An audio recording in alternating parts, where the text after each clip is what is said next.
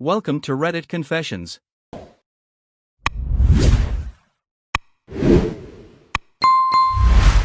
I caught my wife cheating with our therapist, so I made sure he never practiced again. I didn't set out to spy on my wife. I just wanted to know why she stopped crying when she left the house. Hailey and I lost our baby 7 months ago. It broke her, shattered me. But instead of mourning together, we drifted, like two satellites spinning around the same dead star. She wanted therapy. I encouraged it, told her to go as often as she needed. Dr. Gregory Lau came highly recommended. Old, steady hands, soft voice, the kind of man people trust instantly. Maybe that should have been my first red flag. My name's Mark Dalton. I'm 34. I write code for a living, the boring back-end stuff most people don't see, but everything depends on. Hailey used to joke that I debugged life the way I debugged software. Quiet. Obsessive. Maybe that's true. Because when something feels broken, I need to know why. I need to fix it. Hailey's 32. Middle school teacher. The kind everyone thinks is a saint. Soft-spoken, beautiful in that approachable way, the kind of woman other moms trust with their kids. At home, she'd been quieter, but not in the grieving kind of way. In the distracted kind of way. She'd come home late from therapy. Said she stayed to journal, in her car, to decompress. She laughed once at dinner.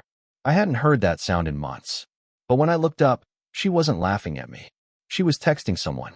Then came the night her phone buzzed at 1:14 a.m. A message from Greg, therapist. No last name. Just Greg. Just Greg. She didn't see me look. I didn't ask. I just started planning. The next morning, I offered to help upgrade the audio system in her therapist's office. Dr. Lau's practice had an ancient intercom and speakers. Told them I could install a discreet, high-quality mic for sessions if they wanted to go digital later. I even brought my own equipment. What they didn't know, I added a separate transmitter, one that routed to a private server at home. The first recording came through that evening. Mostly silence, a few chair creaks. Lau's low voice guiding Hailey through breathing. Then she said something that stopped me cold. "You're the only person I can really talk to." That wasn't what hurt. What hurt was how her voice sounded when she said it. Safe. Soft. Open. The way she used to sound with me. I kept listening. Over the next few sessions, she told him things she never told me. How she didn't know who I was anymore. How our house felt like a coffin. How I shut down after the miscarriage, like a server in sleep mode. Then came Thursday night. I was up late, writing code, when the next file synced. I clicked play and listened as Hailey talked about me, again. But this time, Dr. Lyle interrupted. "Mark doesn't sound emotionally safe," he said, his voice slow and deliberate. "Maybe what you need isn't repair. Maybe it's release." And then Hailey laughed. A soft, nervous laugh. "God, Greg," she said. "You always know exactly what to say. Greg, Greg." I froze the audio, dragged the cursor back, and replayed the line. Not Dr. Lyle. Not my therapist. Greg. I rewound it 3 times. Listened again. Then came the whisper, so quiet I thought I imagined it. "I think I love you." The cursor hovered over the stop button, but I couldn't press it. My hand was shaking. Hailey wasn't crying in those sessions anymore. But I was. Grief turned out to be a powerful aphrodisiac. I couldn't sleep after that recording. Every time I closed my eyes, I heard her voice again. Not the words. The way she said them. Soft. Certain. Surrendered. "I think I love you." Not loved. Not maybe. "I think I love you." And she wasn't talking about me. I spent that night in the guest room. Just me, a laptop, and the bitter knowledge that the woman I built a life with was building something else behind my back. At 3:42 a.m., I queued up the next audio file. The session started like all the others. Lyle's voice slow and soothing. Hailey talking about the miscarriage. How it still haunted her. How she felt like it broke something permanent. I waited to hear my name. I knew it was coming. "Mark can't even look at me the same anymore," she said. "It's like I became a problem he couldn't solve." She was crying. Not loud sobs. Those quiet, breathless kind of tears that hit harder because you know they're real. But what twisted my stomach was what came next. Lyle didn't say "I'm sorry" or "that must be hard." He said, "You're not broken, Hailey. You're just unseen. I see you." Silence. Then her voice, smaller than I'd ever heard it. "I just want to feel held again." The sound of a chair creaking. A faint shuffle. Then her whisper, "Can I sit closer today?" I shut the laptop. Not because I didn't want to hear what came next, but because I already knew. I knew from the way she smiled at her phone. I knew from the way she flinched when I touched her now. I knew because grief makes you vulnerable, but predators don't care about timing. They just care about the opening. And he had won. I went to work that morning like a man on autopilot. Debugged a faulty login loop. Answered emails. Fixed someone else's broken code while my own life was falling apart in the background. When I got home, she was already there. Sitting at the kitchen island with a cup of tea, staring blankly at the wall. "You okay?" I asked, careful not to sound too careful. She blinked and looked at me like I was a stranger who wandered in off the street. "Just tired," she said. "Therapy was a lot." "I bet," I said. She didn't hear the blade under my voice. Later that night, she curled up beside me in bed. Didn't touch me. Didn't look at me. Just whispered, "I'm trying, Mark. I really am." I almost asked her, trying for what? Us. Or him. The next night, I played the following recording. It was a short one. Just 38 minutes. But it said more than 1,000 apologies ever could. Hailey talked about the miscarriage again, but this time her grief felt different. Sharper. Directed. At me. He didn't cry, Greg. He just stood there. Said he was sorry and went back to work the next day. Lyle's voice was a scalpel. That must have felt cold. It did. Like emotional abandonment. She didn't correct him. Then she said something I'll never forget. "Sometimes I wonder if he even wanted the baby, or if it was just another project to finish." And then, laughter. Light. Effortless. "Maybe you're the only one who actually wants me." Another pause. Then Lyle said, "What if we just started over, just us?" In the session, he called her Hailey. At home, she was still Babe. There's something deeply disturbing about hearing your wife flirt with another man while talking about your grief. It's not just the betrayal, it's the rebranding. In those sessions, she wasn't the woman I held while she bled. She was someone new, softer, free, a version of herself I hadn't seen since before the miscarriage, and she gave him credit for it. At home, she was still Babe, still wore my ring, still asked me to pick up almond milk like we were normal. But in that office, she was Hailey. I started keeping track. How many times she said my name? How many times he did? How often she mentioned us versus how often she imagined a future without me? It was lopsided. Greg and I talked about trust today. Greg thinks I need to listen to my inner voice more. Greg says healing sometimes means stepping away from what's familiar. Not my therapist. Just Greg. I played another recording the next morning. The sessions were now twice a week. Always after school. Always an hour, give or take. But that one ran 94 minutes. The audio started mid-conversation. She was already laughing. "I swear, Greg, you know me better than I know myself." I paused the playback, pushed my chair back from the desk. I wasn't ready. Not yet. Instead, I opened a new tab and started reading the APA ethics code. Not the watered-down summaries. The real document. Clause by clause. That's when I found it. Section 10.05. Sexual intimacies with current therapy clients. Strictly prohibited. Section 3.05. Multiple relationships. Forbidden if it impairs objectivity or risks exploitation. But the one that hit hardest? Section 10.06. Sexual intimacies with former clients. Prohibited for at least 2 years after termination of therapy, and even then only under exceptional circumstances. In plain English, if they crossed that line, and I had proof, his license wasn't just at risk. It was dead. I started organizing the recordings, renaming files, saving transcripts. One folder labeled Hailey Sessions. Another, Lyle Violations. A third, Legal Leverage. Because something had shifted inside me. I wasn't just a grieving husband anymore. I was a man building a case. I hit play again. They were talking about me. Again. "He just stares through me now," Hailey said. "He touches me like he's checking a box.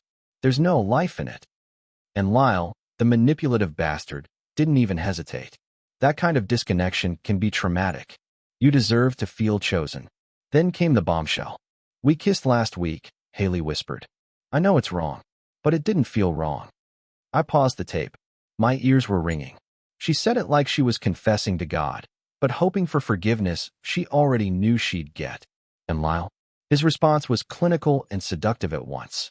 Sometimes the deepest healing begins when we allow ourselves to feel. I sat in silence. No rage. No shouting. No smashed furniture. Just a cold, still fury that settled behind my ribs like concrete. They kissed. She admitted it. He encouraged it. And she still came home and curled up in bed with me like nothing had happened. That night, she ordered Thai, drank wine, watched 2 episodes of that reality dating show she loved. Then she fell asleep beside me with her back turned, like always now. I stared at the ceiling and thought about Clause 10.05 in the folder I just created. The man who asked me about my deepest fears was unzipping my wife's dress. I didn't mean to keep listening. I told myself I wouldn't.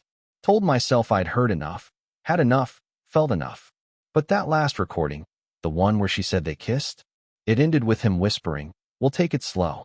So I knew what was coming next. I just didn't know how much it would burn. It was a Tuesday session.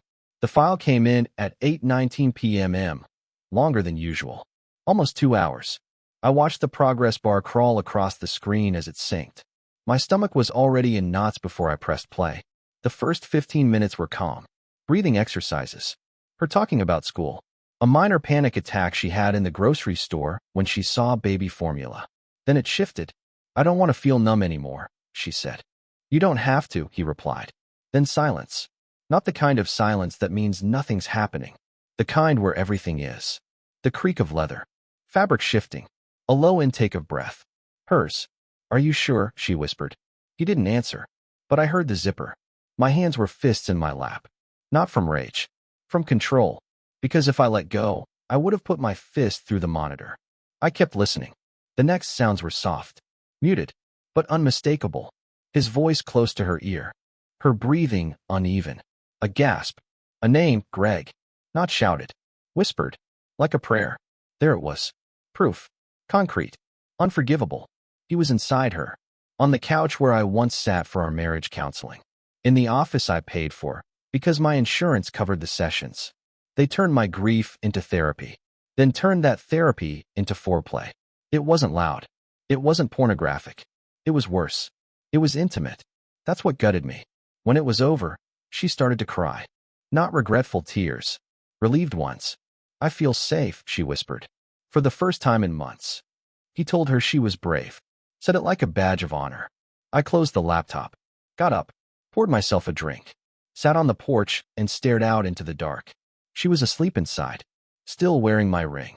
Still lying to my face. And him? He'd gone from being our therapist to my replacement. But here's the thing about betrayal. It doesn't always break you. Sometimes it refines you.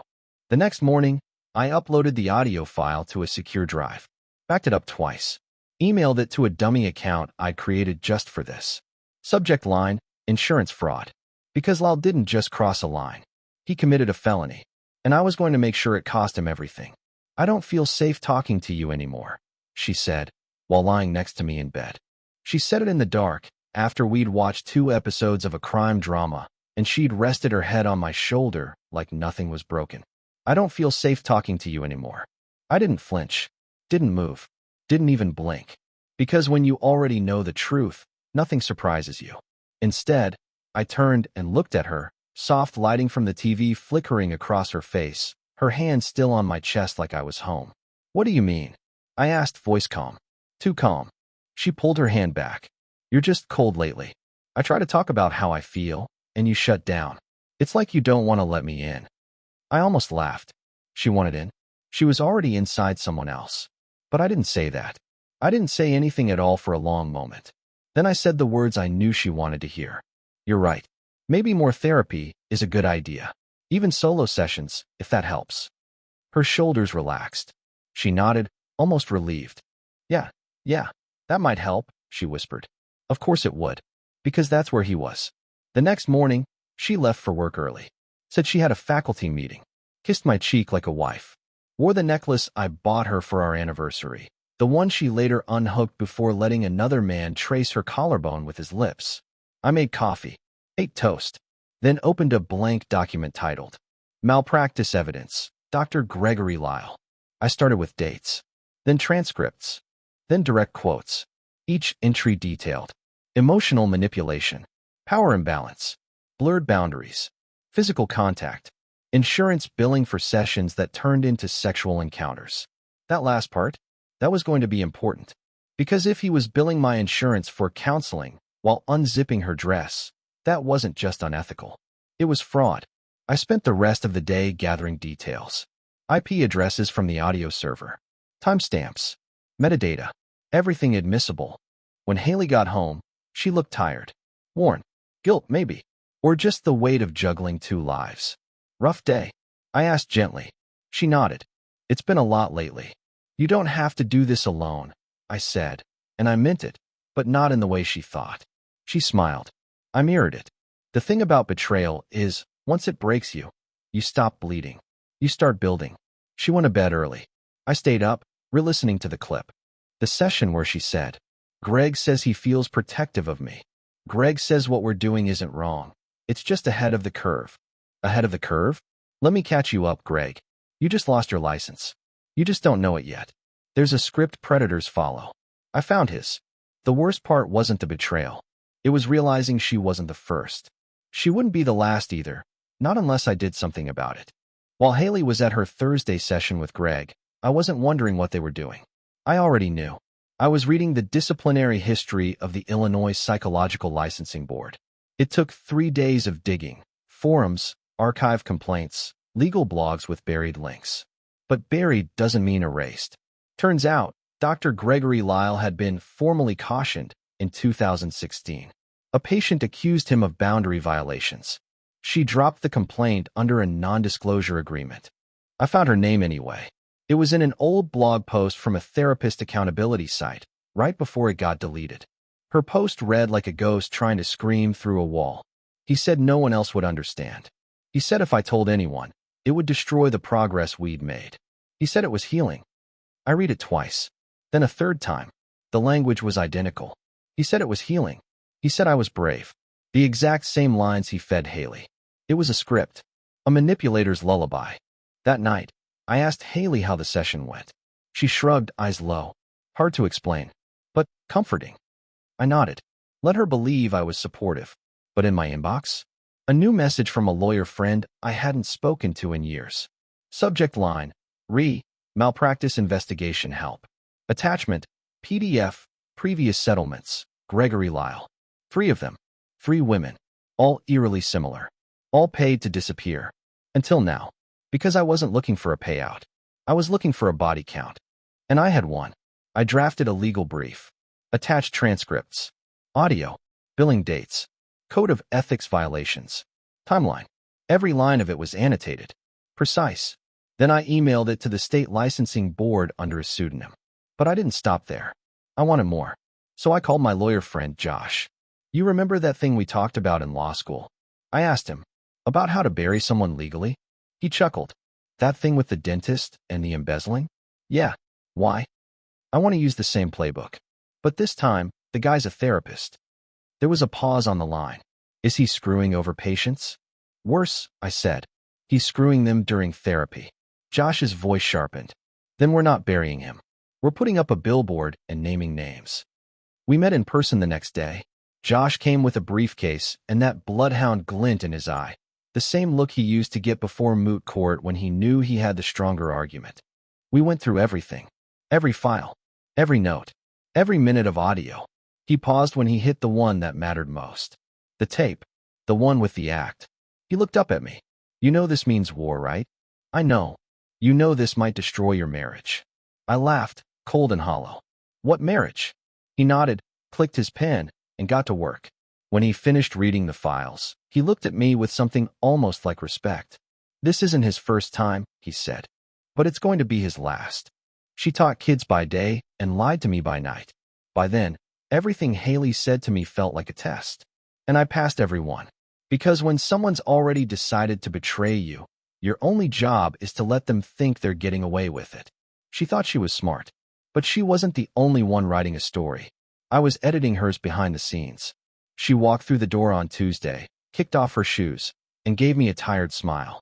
Long day? I asked, stirring the pasta I made, her favorite. Tomato basil, extra garlic. The worst, she sighed. Staff meeting ran over. Parents are insane this time of year. I nodded like I hadn't already read her location history. She wasn't at school. She was 4 miles away, parked behind a private gym where Greg held his off-site sessions. I had the timestamp. I had the footage. I had everything. She poured herself a glass of wine and leaned against the counter. Therapy helped, though, she added casually. Greg's been a rock lately. I don't know what I'd do without him. I looked at her, really looked. She wasn't guilty. She wasn't anxious. She was rehearsed. I smiled. I'm glad he's helping. She blinked, thrown off by the lack of sarcasm. No edge. No accusation. Just warmth. Yeah, she said, sipping. He's just solid. You know? Solid. That's what she used to call me. After dinner, I offered to do the dishes. She kissed my cheek and went upstairs. Probably to text him. I didn't check her phone. I didn't need to. I was already 5 steps ahead.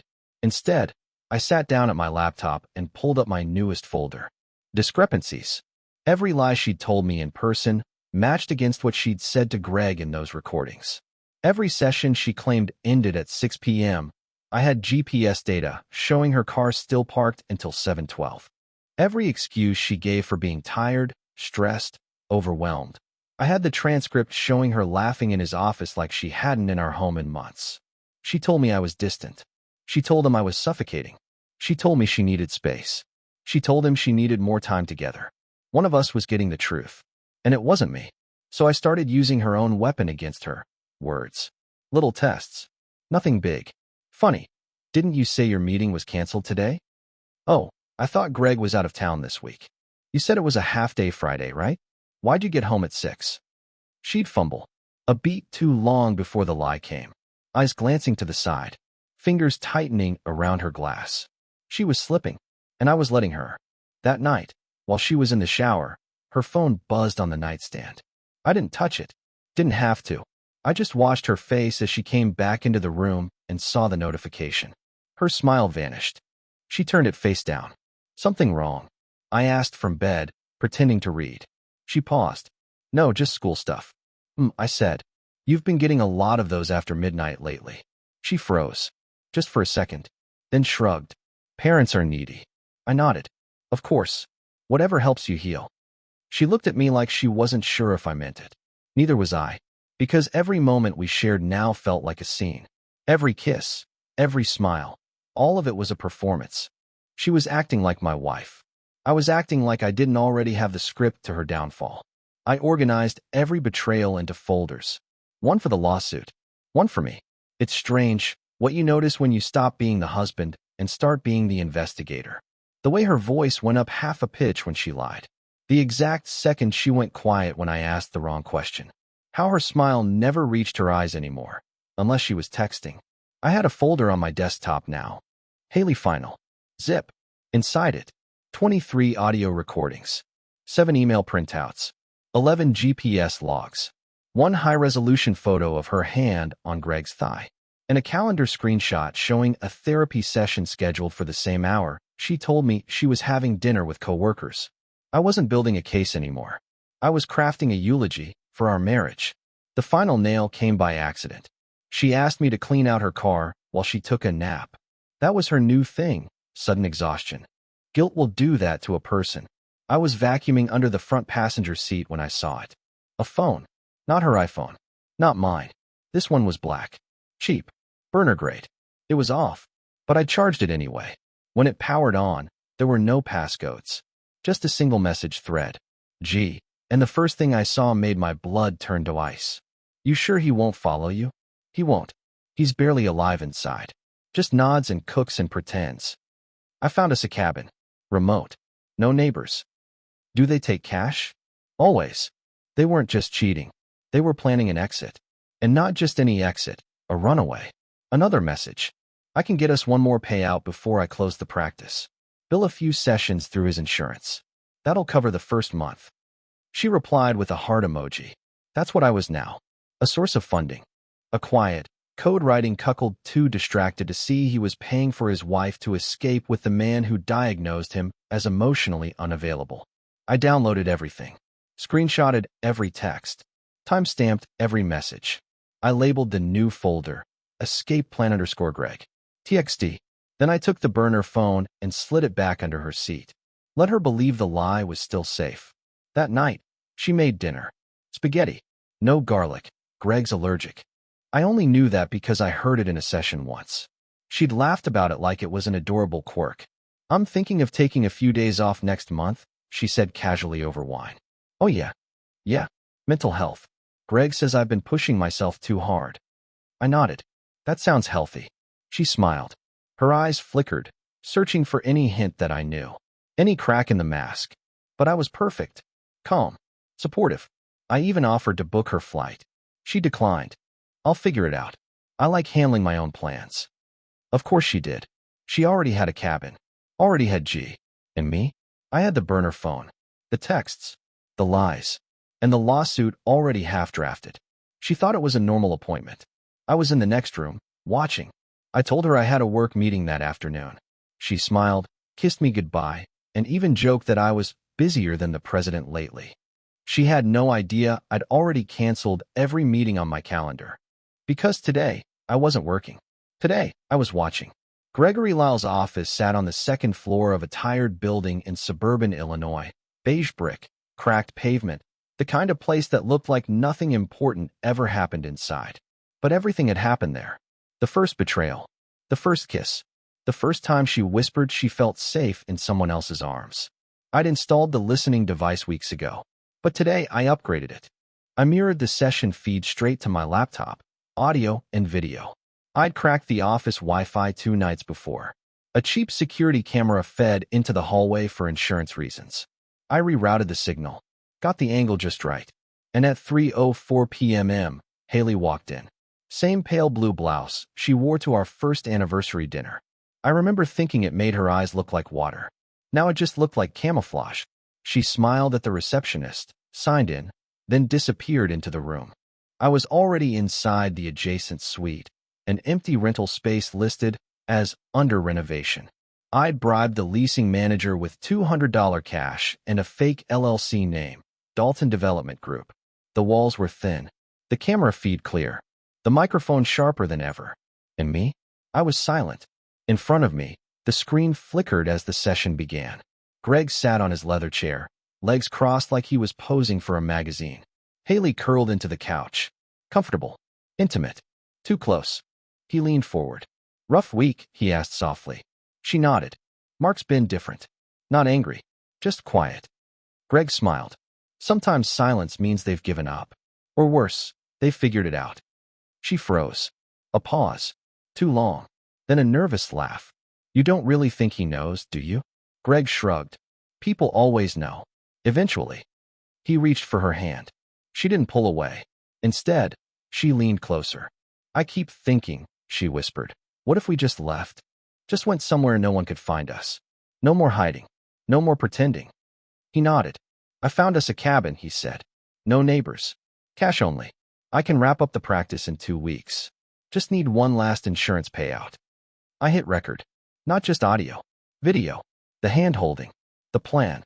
The confirmation of insurance fraud. Everything. They talked for 27 more minutes. Talked about me like I was a cautionary tale. A ghost still haunting her bedroom. Talked about a new life in Colorado, where she could start fresh, and he could rebuild a practice under a different name. Then he touched her knee, and her face changed. She looked down, blinked hard. I keep seeing the baby, she whispered. Greg moved beside her on the couch. You lost something that mattered. That's why you deserve something that heals. And then he kissed her. I didn't blink, didn't breathe, just pressed record again from a second angle. 2 minutes later, they were on the couch. Same couch I'd once sat on with her during a couples session. Now she was unbuttoning her blouse. Again, and Greg wasn't stopping her. I watched them like someone watches a storm tear down the house they built. Not with panic, with calculation. Because I had the footage, the timestamps, the confession. This wasn't hearsay anymore. It was a live stream of malpractice. He thought I was numb. I was calculating. I didn't sleep the night after I watched them together on his couch. Didn't even try. I just sat there, headphones on, scrubbing through the footage frame by frame. Her blouse slipping from her shoulders. His hand on her thigh. Her voice whispering, I feel safe with you. It wasn't rage keeping me awake. It was precision. Because when you're holding the kind of evidence that can ruin lives, you don't rush. You place every piece exactly where it belongs. At 2:17 a.m., I created a new folder, Shut Down. Inside it, audio, 27 files of them crossing lines in therapy. Video, the live session. Every touch, every word about the cabin, every reference to fraud. Documents. Insurance claims submitted on the same dates as those extended sessions. Comparisons. The APA ethics clauses highlighted in red against his behavior. It was airtight. I sent an anonymous package to the Illinois Licensing Board. A second package went to the state's Department of Insurance. And a third, carefully edited, to a journalist who ran a column on medical corruption. I didn't send everything. Not yet. Just enough to start the fire. By Thursday afternoon, it was burning. When Hailey came home that night, her face was pale. Her hands shook as she pulled off her coat. "You okay?" I asked, keeping my tone light. She swallowed. "Greg got suspended. Out of nowhere. Some kind of complaint. They're investigating him." I set down my fork. "Really?" Her eyes darted to mine, searching for suspicion. "Yeah, it's insane. He's devastated." I nodded slowly. "That must be hard." She sank into the chair across from me. For the first time in weeks, she looked lost. Not in control. Not glowing with her secret. Just broken. I almost felt sorry for her. Almost. Because what gutted me wasn't that she cared he was suspended. It was that she cared more about him being suspended than about us being shattered. Later that night, she came into the bedroom, eyes red from crying. "You don't understand," she whispered. "Greg helped me. He was the only one who," her voice cracked, "who listened." I looked at her, steady and unblinking. "You don't know what you've done," she said finally, her voice sharp now. I leaned forward, close enough for her to see the calm in my eyes. "Neither do you," I whispered back. "Yet." She mourned him louder than she ever mourned our child. The first night after his suspension, she cried herself to sleep. Not for our baby. Not for our marriage. For him. I lay there, staring at the ceiling, listening to the sounds she made. Ragged, guttural sobs that shook the mattress. The kind of grief I had begged for months ago when I felt alone in my own house. Back then, she was silent. Now she wailed. It was almost poetic. The next morning, she didn't speak to me. Not over coffee. Not in the car ride when I offered to drive her to school. Not even when I kissed her cheek goodbye out of sheer performance. But by Friday, silence wasn't enough. She snapped. "This is your fault," she spat, slamming her purse on the counter. "Don't think I don't see it. You've been weird for weeks. Distant. Watching me. You wanted him gone." I looked up from my laptop, expression blank. "You think I control the state licensing board?" Her hands shook. "You wanted to punish me. Admit it." I held her gaze until she flinched. "I didn't have to," I said. "You punished yourself." Her mouth opened. Closed. Opened again. Nothing came out. For the first time, she realized she'd lost control of the script. Over the next week, her grief turned feral. She slammed doors. Slept in the guest room. Stopped cooking. Stopped pretending. She looked at me like I was the executioner who had pressed the button on her lover's electric chair. But I didn't flinch. Didn't react. Because rage makes people sloppy. And I needed her sloppy. That's how I found it. It was late Tuesday. She was at yoga, which meant pacing outside Greg's shuttered office, hoping for a glimpse. I was home, going through drawers she thought I'd never touch. Bottom of her nightstand. Behind old books. A shoebox. Inside. Receipts, a journal, and a pregnancy test. Positive. My chest went hollow. I sat there, staring at the two pink lines. The symbol of everything we had lost once before. The symbol of everything I wanted. But the timing. No. I did the math. 3 weeks back. She hadn't touched me in 3 months. It wasn't mine. And the father? The same man who told her she was brave while he billed our insurance company. I set the test back exactly where I found it. Closed the box. Closed the drawer. Then I walked to the mirror, studied my reflection, and realized something. I didn't look broken anymore. I looked ready. He silenced his other victims with cash. I chose exposure. Once I found the pregnancy test, I knew there was no going back. It wasn't just betrayal anymore. It was legacy. That child would grow up with my wife's eyes and his manipulator's blood. And the thought made something inside me snap clean in two. I stopped being patient. I stopped being clinical. I became ruthless. Greg Law had a history. I knew it from the whispers online, the buried complaints, the sealed cases. But I needed more than rumors. I needed a witness. It took 3 weeks of dead-end emails, burner accounts, and phone calls that went unanswered. Then, finally, one of them wrote back. Her name wasn't important. Not yet. She'd signed an NDA after accusing Greg of misconduct 6 years ago. But she was tired of staying silent. We met in a coffee shop off I-55. She wore sunglasses inside, hands trembling as she stirred her tea. "You said you had proof," she whispered. I slid my phone across the table. Pressed play. Greg's voice, smooth and oily. Sometimes the deepest healing begins when we allow ourselves to feel. Her eyes went wide. Her lips parted. "He said the same thing to me," she breathed. And just like that, the wall cracked. She told me everything. The manipulation. The blurred lines. How he convinced her that intimacy was therapy, that secrecy was healing. "How much did he pay you to stay quiet?" I asked. $75,000, she whispered. Signed the NDA, walked away, tried to rebuild my life. But I never stopped feeling dirty. Used. She handed me a folder. A copy of the NDA. Photos she kept hidden. Journal entries she swore she'd burned, but couldn't bring herself to destroy. "He'll bury you if you go public," she warned. "He'll bury both of us." I leaned in, steady, calm. "No," I said. "This time, I'm the one with the shovel." Her hand shook as she closed mine around the folder. "You saved more women than you know," she whispered. "You ending him saved me." I walked out of that cafe with the final piece I needed. Audio, video, insurance fraud, and now, testimony that turned his sins from civil to criminal. Greg Law didn't just lose his license. He was about to lose his freedom. I wasn't the one on trial, but I was the one with all the evidence. The room smelled like disinfectant and old carpet. The kind of place where lives quietly end. A long mahogany table. 6 board members in suits. A stenographer tapping away, indifferent to the ruin being recorded. And across from me, Dr. Gregory Lyle. Calm. Polished. Even in disgrace, he wore confidence like armor. Silver hair combed back. Navy suit pressed sharp. That practiced smile plastered on his face as if charm could erase proof. He looked at me once. Just once. And I saw it. Flicker of recognition. Not of who I was, but of what I had. The chairwoman cleared her throat. "Dr. Lyle, you are here today under allegations of gross ethical violations, malpractice, and insurance fraud." His lawyer cut in smoothly. "My client categorically denies all accusations. These are malicious lies, born from personal vendettas." I opened my folder and slid it across the table. "Play file 1, the investigator said. The speakers crackled, and then his voice filled the room. Sometimes the deepest healing begins when we allow ourselves to feel. A pause. Then Hailey's laugh. Nervous. Intimate. Gasps rippled through the room. File 2. File 3. By file 6, the board wasn't even hiding their disgust. Greg sat motionless, jaw tight.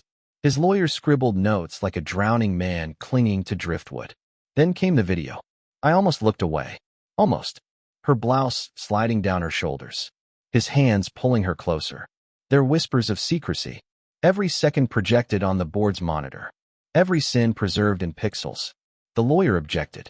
"This is a violation of privacy, inadmissible." The chairwoman cut him off.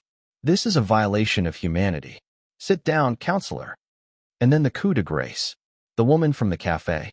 The NDA survivor. She stood, voice trembling but clear. "He told me the same things. Word for word. He used my grief to take what he wanted. I signed away my silence, but not my memory." Her testimony sealed it.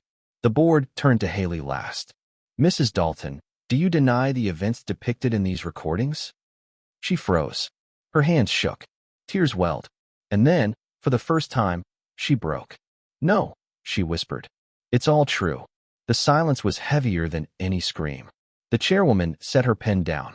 "Effective immediately, Dr. Gregory Lyle, your license is revoked. You are hereby barred from practicing psychology in this state, or any state, ever again." Greg's face finally cracked. The calm shattered. And I sat there, hands folded, watching him drown in the evidence I'd sharpened into knives. She tried to use grief to justify it. I used justice to end it. The hearing gutted her. I could see it in her posture afterward. Shoulders collapsed, eyes swollen, her hands trembling as she signed the exit forms. She wasn't looking at me. She wasn't looking at anyone. She was looking at the floor, like a child who got caught with blood on her hands. That night, she sat across from me at the kitchen table, staring at the wood grain like it might tell her what to say. "I didn't mean for it to go that far," she whispered. "I was broken. You don't know what that miscarriage did to me." I held her gaze, calm as stone. "You're right," I said. "I don't know what it did to you, but I know what you did to me." Her eyes filled. She reached across the table, fingertips trembling. "Mark, please. We can get past this." "Therapy." I laughed. Sharp. Cold. "Therapy." I leaned forward. "That word doesn't mean what you think it means anymore." Her hand froze halfway. I slid the papers across the table. "Divorce. Full custody waiver. Spousal support removed under the infidelity clause." She blinked. "You can't be serious." I tilted my head. "You think I sat in that hearing room, listening to you confess under oath, and walked away with nothing? You're not my wife anymore, Hailey. You're Exhibit A." Her mouth opened, but no words came. "You signed these," I continued, "and you walk away with your job, your car, and your name intact.